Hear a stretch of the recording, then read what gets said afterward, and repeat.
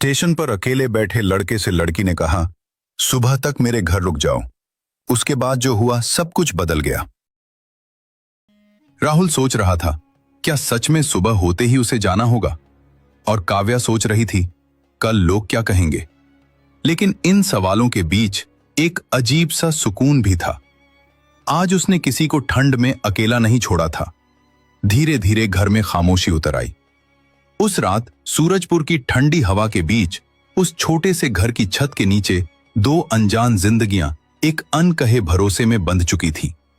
एक रात के लिए सही, लेकिन इतनी गहरी कि सुबह उसे अनदेखा करना आसान नहीं होगा। सुबह सूरजपुर की बस्ती में धीरे धीरे उतरती है। सूरज की पहली किरणें पहले घरों की छतों को छूती हैं, फिर गलियों में फैली धूल पर हल्की रोशनी बिखर जाती है। उसी सुबह जब देवेंद्र ने घर का दरवाजा खोला तो बाहर की ठंडी हवा के साथ मोहल्ले की आवाजें भी अंदर आ गईं। दूध वाले की साइकिल की घंटी, सब्जी वाले की पुकार और सबसे तीखी लोगों की धीमी फुसफुसाहट। काव्या रसोई में चाय बना रही थी। उसके हाथ सामान्य गति से चल रहे थे, लेकिन उसके मन में हल्की बेचैनी थी। उसे पता था कि यह सुबह आसान नहीं होगी।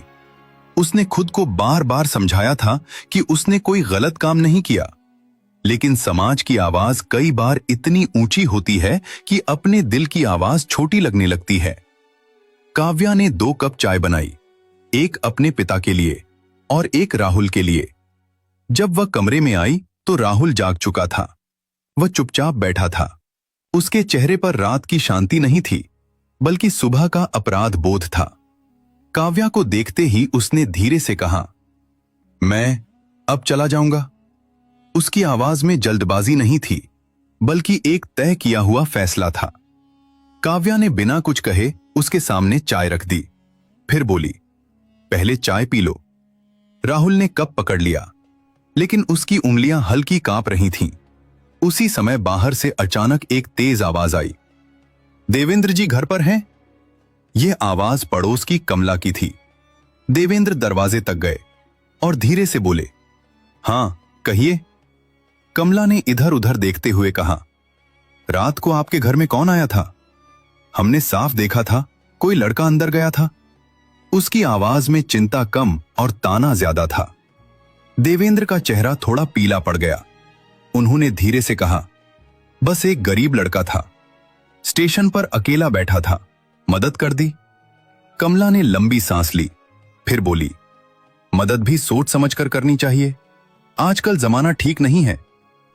दरवाजे के पास खड़ी काव्या सब सुन रही थी। उसके गले में जैसे कुछ अटक गया। राहुल ने भी बातचीत के कुछ टुकड़े सुन लिए थे। उसने धीरे से चाय का कप नीचे रख दिया और बोला, मैं चला जाता हूं, मेरी वजह से आपके घर पर बातें हो रही हैं।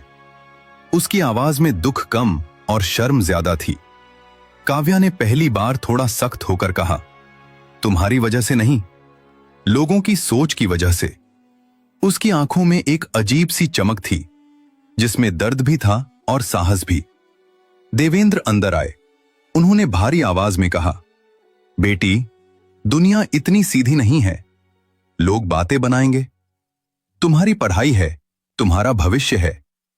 उनकी आवाज कांप रही थी, क्योंकि वह बेटी पर शक नहीं करते थे, लेकिन समाज की उंगलियों से डरते थे। काव्या ने पहली बार पिता की आंखों में सीधे देखा और बोली, पापा, अगर आज मैं इसे निकाल दूं तो क्या लोग चुप हो जाएंगे? लोग तो तब भी यही कहेंगे कि एक लड़की ने रात में लड़के को घर में रखा था। उसकी आवाज कांप रही थी, लेकिन शब्द मजबूत थे। बाहर अब 2-3 और औरतें खड़ी हो चुकी थीं। उनकी आवाजें और साफ आने लगी थीं। देखो, दरवाजा बंद कर लिया, जरूर कुछ बात है। देवेंद्र की सांसें तेज हो गईं। उन्हें लगा उनकी इज्जत लोगों की बातों में उलझ रही है। उन्होंने राहुल की ओर देखा और भारी आवाज में बोले, बेटा, बुरा मत मानना, लेकिन शायद तुम्हें जाना ही ठीक होगा। ये कहते समय उनकी आंखों में भी नमी थी, क्योंकि यह फैसला दिल से नहीं, डर से निकला था। काव्या ने एक पल के लिए आंखें बंद कर ली। उसे लगा जैसे रात का सारा साहस सुबह की धूप में पिघल रहा है। राहुल धीरे धीरे खड़ा हुआ और बोला, आपने मुझे रात भर छत दी, वही मेरे लिए बहुत है।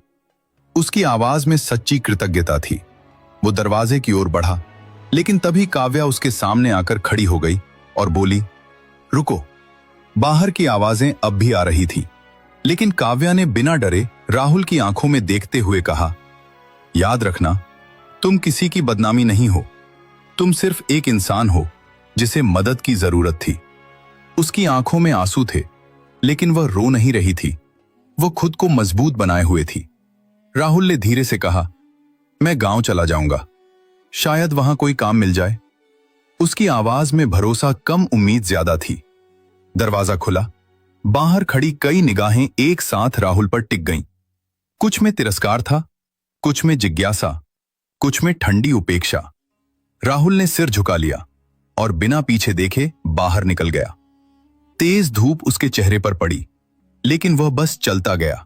दरवाजा बंद हुआ और घर के अंदर भारी सन्नाटा फैल गया। काव्या ने दीवार का सहारा लिया और उसकी आंखों से आखिर आंसू निकल पड़े। ये आंसू सिर्फ दुख के नहीं थे, बल्कि उस सच्चाई के थे कि कई बार समाज की सुबह इंसानियत की रात से ज्यादा अंधेरी होती है। राहुल उस दिन सूरजपुर से निकलकर अपने गांव धनपुर की तरफ चला गया। बस की खिड़की से बाहर देखते हुए उसके मन में बार बार वही शब्द गूंज रहे थे, तुम किसी की बदनामी नहीं हो। वह वाक्य जैसे उसके अंदर बुझती हुई उम्मीद को फिर से जगा रहा था। गांव पहुंचने पर उसने अपने चाचा भैरव सिंह के घर का दरवाजा खटखटाया। भैरव ने दरवाजा खोला और उसे देखते ही भौहें सिकोड़ ली। अब क्यों आया है? उनकी आवाज में अपनापन नहीं था।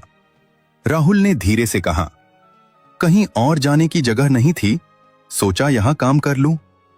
भैरव ने कड़वी हंसी हंसी, तेरे बाप की जमीन तो मैं कब की बेच चुका हूं। अगर यहां रहना है तो मजदूर की तरह रहना होगा। राहुल ने सिर झुका लिया। उसके पास बहस करने की ताकत नहीं थी। अगले ही दिन से वह खेतों में काम करने लगा। तेज धूप में मिट्टी खोदता, भारी बोरे उठाता। हाथ छिल जाते थे, शरीर थक जाता था, लेकिन उसके मन में अब एक छोटा सा लक्ष्य था, अपनी जिंदगी फिर से बनाना। कुछ महीनों बाद वह पास के शहर चला गया। वहां उसने एक छोटी मोटर वर्कशॉप में काम शुरू किया। दिन में काम करता, रात में पढ़ाई करता।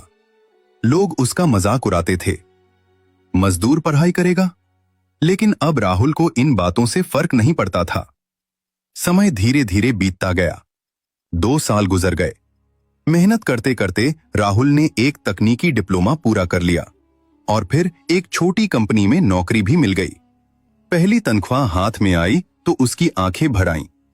उसे वही रात याद आई जब वह स्टेशन की टूटी बेंच पर भूखा बैठा था। उसी दिन उसने फैसला किया, उसे सूरजपुर वापस जाना है।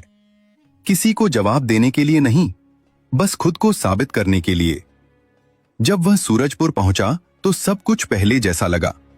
वही गलियां, वही छोटी बस्ती। उसने पड़ोस में बैठी एक बुजुर्ग औरत से पूछा, काव्या कहां है? औरत ने धीरे से कहा, तुम्हें पता नहीं? देवेंद्र जी पिछले साल गुजर गए। अब काव्या अस्पताल में काम करती है। यह सुनकर राहुल का दिल भारी हो गया, लेकिन वह तुरंत अस्पताल की तरफ चल पड़ा। अस्पताल के सफेद गलियारे में उसने काव्या को देखा। सफेद नर्सिंग ड्रेस में वही शांत चेहरा। काव्या ने जैसे ही उसे देखा, पहले पहचानने में एक पल लगा, फिर उसकी आंखें फैल गईं। राहुल?